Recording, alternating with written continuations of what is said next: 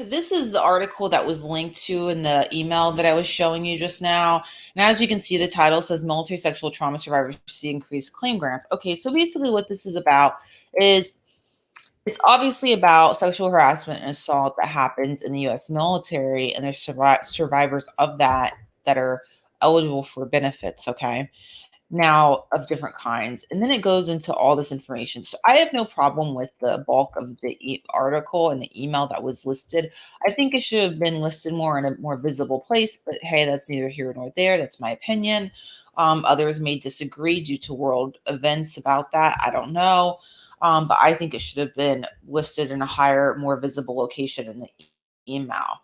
Well, anyways, so the article basically talks about sexual harassment and sexual assault in the military, in the U.S. military, and it talks about how they're basically prioritizing these claims and they're having a center. They mentioned they're relocating to a New York regional office in the first quarter of FY fiscal year 2022, as you can see right here. And the purpose of that is to have more oversight and this essentially accountability. Actually, what word accountability says right there. Tighter control and accountability for MST claim decisions. I have no problem with any of that. Everything was fine up until I saw something here, which has been bothering me all day long. It's not the first time I have been bothered by statements made like this from people in the world, in America, people with voices online, people that are pretty visible to a lot of people. So, okay. So this is right here. This is the whole section I have an issue with. And I'll actually try to scroll down some more so people can see that. Um, okay. So this is the excerpt that I'm going to respond to. This is especially true for veterans who have experienced MST because so many sexual assaults are not reported when they happen. Processing claims for PTSD, post-traumatic stress disorder, related to sexual trauma is particularly challenging because of the personal and sensitive nature of the MST stressors, and it is often difficult for the veteran to report or document the event when it occurs. As a result, evidence is often unavailable. Basically, this is a half truth and a half false statement.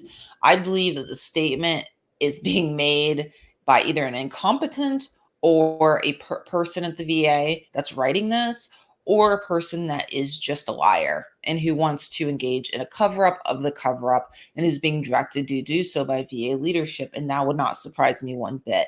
So the reality is that, yes, while some people do not report military sexual trauma, sexual assault, sexual harassment, or even a physical assault or other types of violence that they've experienced in the military for a variety of factors. It is true, and they did not mention this, that many people, many people have reported this, have reported the sexual harassment, have reported the sexual assaults, have reported their own physical assaults, have reported different types of abuses, workplace violence, workplace abuse. I've done videos and podcasts galore on that. Go look them up if you don't know what I'm talking about. I think I even have a playlist on YouTube about that, okay? So there are many people who have reported this. I did a video and podcast on that topic as well. And the reason that there's no documentation of these incidences isn't because 100% of people failed to report. It's because when the information of the assaults were reported, they were buried, they were covered up. No documentation intentionally was created to protect most likely the leadership that was over and involved with the people that committed these offenses, crimes, assaults, etc., whatever. Okay.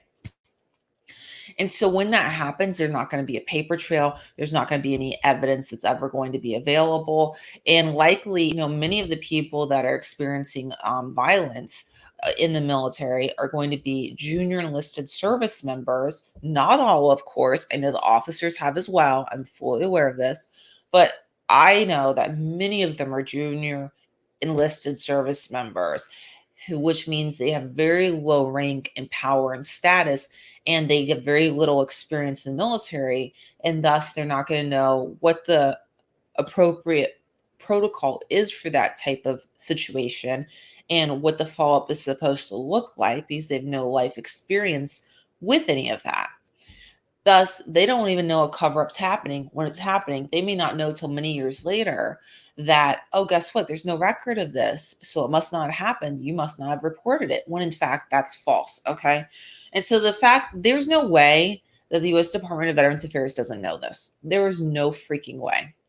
So I just want to make sure that with all the false information and propaganda being put out there in the world about so many topics that matter to me, but this is one of them, and that matter to a lot of people, that the voice of truth is actually coming out. And the truth is there are many survivors of violence that are reporting it historically and that have been ignored.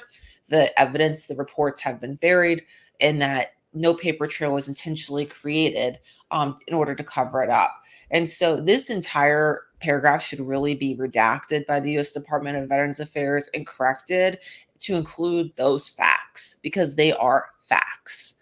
And I think that the reason that this is being put in is because they want to pretend like no one's been reporting this so that they can pretend like, well, we didn't, no one knew, so no one could do anything about it. Also, the US Department of Veterans Affairs does not have a perfect track record themselves, far from it. Not that any organization is perfect, I know this, but I am very familiar with VHA, Veterans Health Administration, which I used to work for many years ago.